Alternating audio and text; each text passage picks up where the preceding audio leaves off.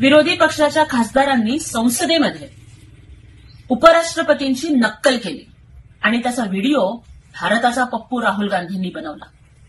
भारताच्या संसदेला ऐतिहासिक परंपरा आहे। याच संसदेमध्ये भारतरत्न डॉक्टर बाबासाहेब आंबेडकरांनी भारताची राज्यघटना साकारली होती।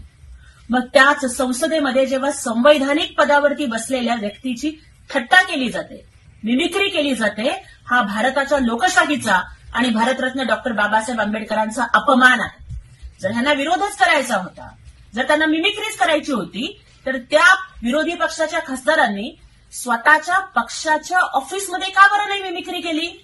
त्यामुळे यांनी डॉक्टर बाबासाहेब आंबेडकरांची माफी मागावी, भारताची माफी मागावी आणि जोपर्यंत ते माफी मागणार नाहीत तोपर्यंत त्या मिमिक्री करणाऱ्या कॉमेडी आर्टिस्ट खासदाराला आम्ही महाराष्ट्रामध्ये पाय ठेवू देणार।